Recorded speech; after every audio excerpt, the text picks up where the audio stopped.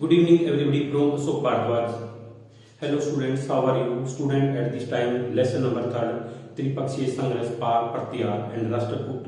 Student, related with this lesson, I will discuss with you some most important 12 questions in last class. In today's class, I brought for you some most important new 11 questions. So, don't waste time. Now, hurry up.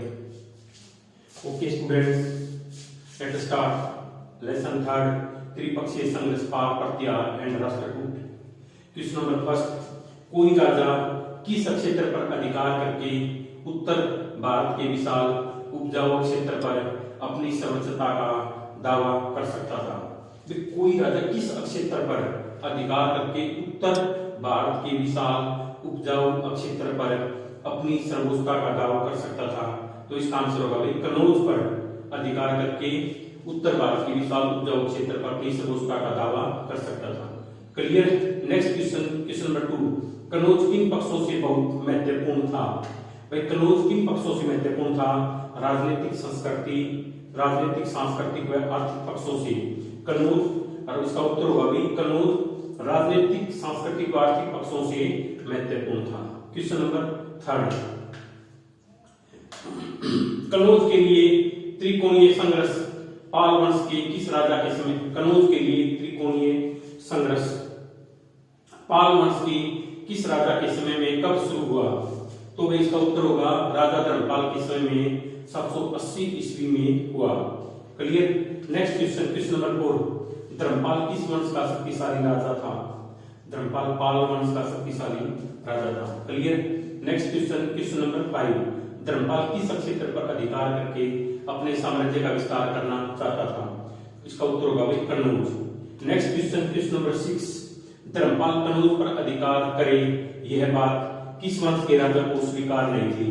Dharmpal Kannauj, राजा धर्मपाल पाल वंश का राजा धर्मपाल कनौज पर अधिकार करे यह बात किस वंश के राजा को स्वीकार नहीं थी? प्रत्यार वंश का राजा वत्सराज को स्वीकार नहीं थी। इसका उत्तर होगा प्रत्यार वंश का राजा वत्सराज था, उसको यह बात स्वीकार नहीं थी कि पाल वंश का राजा धर्मपाल कनौज पर अधिकार करे। क्लियर?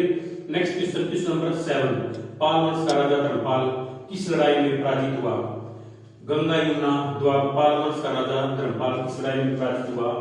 गंगा यमुना द्वाब के मध्य लड़ाई में पराजित हुआ। Clear? Next question, question number 8, Rashtrakuta के किस महान राजा ने कनौज को अपने अधिकार में लेने का लक्ष्य रखा? राष्ट्रकूट के किस राजा ने कनौज को अपने अधिकार में लेने का लक्ष्य रखा? महान राजा ध्रुव ने। इसका उत्तर है। नेक्स्ट क्वेश्चन, क्वेश्चन नंबर 9, राजा ध्रुव ने किस राजा पर आक्रमण करके उसे भगा दिया? राजा ध्रुव ने किस राजा पर आक्रमण करके उसे भगा दिया? इसका उत्तर होगा वे प्रत्यार वंश के राजा वत्सराज को। क्लियर? प्रत्यार वंश के राजा पर आक्रमण करके राजा ध्रुवसेन ने उसे भगा दिया। नेक्स्ट क्वेश्चन, क्वेश्चन नंबर 10, राजा धर्मपाल के सैनिकों ने किसे पराजित कर कनौज पर अधिकार कर लिया? राजा धर्मपाल के सैनिकों ने किसे पराजित कर हराकर कनौज पर अपना अधिकार कर लिया? इंद्रयुद्ध को पराजित करके। Clear? Next question, question number 11, Dharmapala ने अब अपने आधिपत्य में कनौज पर किसको बिठाया? चक्रयुद्ध को। इसका उत्तर क्या है? चक्रयुद्ध। Okay students, today's most important MCQ class ended here. I hope you must enjoy today's class. Meet you tomorrow in next class with some most important different type of multiple choice question. So thanks for this cooperation. Good night and have a sweet day.